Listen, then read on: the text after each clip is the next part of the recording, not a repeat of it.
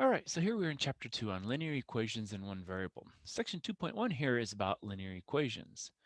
So before we can start solving in linear equations, we have to have a couple of definitions here. So what is an expression? Well, an expression has no equal sign. So it might be just one side of a linear equation. So maybe we have 3x plus 4. So that would be an expression, okay?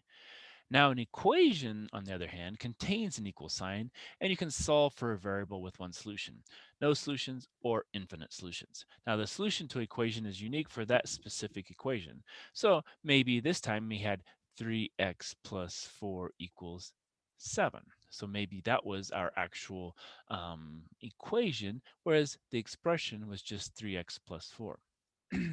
Now, with linear equations, a linear equation is an equation where the highest exponent on the given variable is 1. So if you notice here, we just had 3x to the first, okay? And now this is an expression, so they can have anything, but a linear equation has to have one power here. We can't have anything higher. Now, a plain old equation, you can have x squared plus 4x plus 7 equals 2, and that would be an equation. So this one is, like I said, we're dealing with linear equations in this chapter, and so this would be the one specific 3x plus 4 equals 7. So, we could have one with a one power, first power, or second power. We could have a cubic, quadratic, quartic, or whatever, and it wouldn't matter.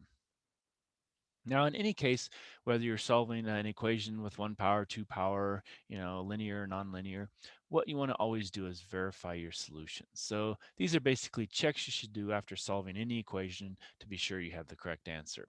And this is something, if you do, you verify if you have the correct answer or not. And so when you put it in, as long as you type it right into mom, you should be fine. So let's practice verifying solutions. So we have the equation x minus 7 equals negative 26. And we want to see, is x equals negative 19 a solution? Okay, well, we just have to plug in x equals negative 19. So negative 19, then minus 7. So that's the same thing as plus a negative 7 equals negative 26. Well, 7 and 9, that's 16, 1. So yeah, this looks like negative 26 equals negative 26. So it checks. So yes. Okay. What about this one? Negative 9 equals n over 12, where n is 24. Well, negative 9 equals 24 over 12. Well, 24 over 12, we can reduce that. So that's really 1, 2. And so, oops, that says negative 9 equals 2. Nope, that's not true. That's false. Okay, so that one doesn't work. So it's not a solution.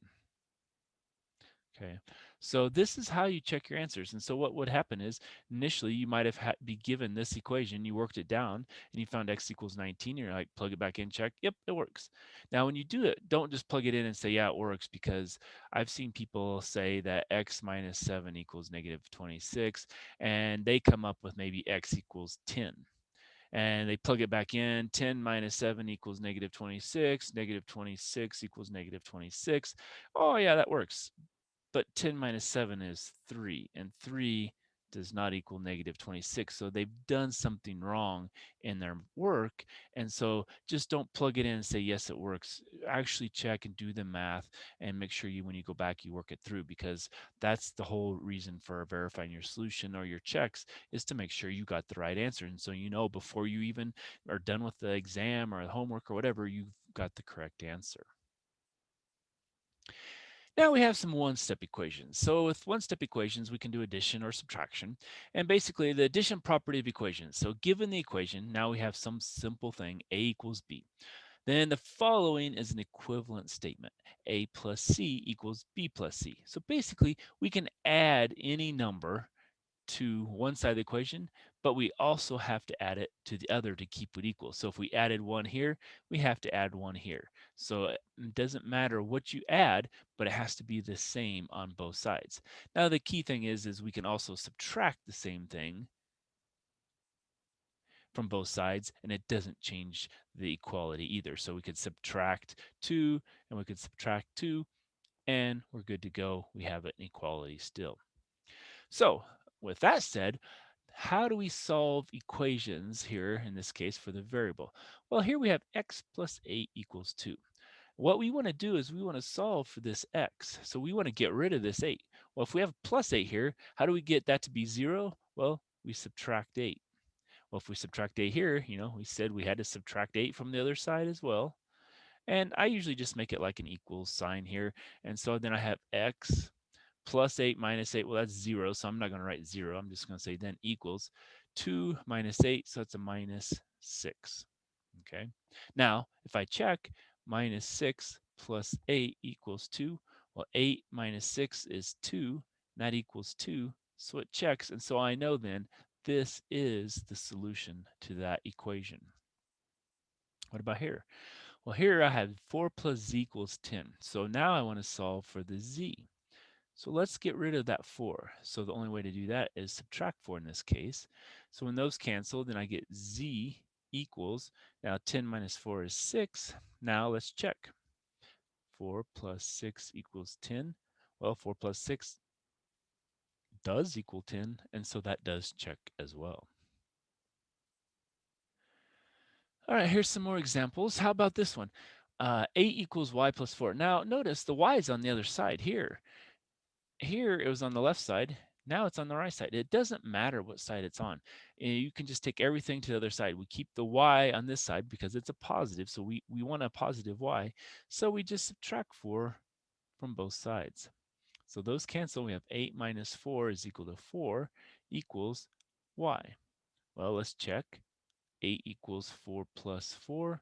8 equals, well, 4 plus 4 is 8, so it does check, and so that is your solution. Now remember, when it's an equality, that's the same thing as saying y equals 4, so you can write it either direction.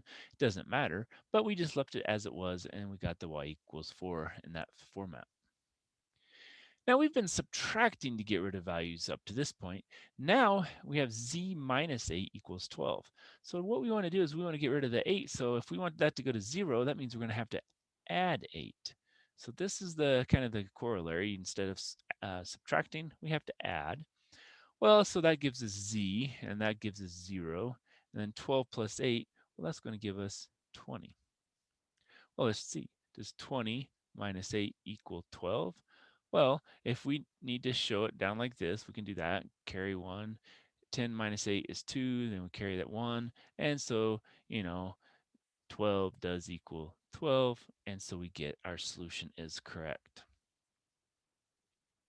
All right, so let's stop there and we'll come back for more.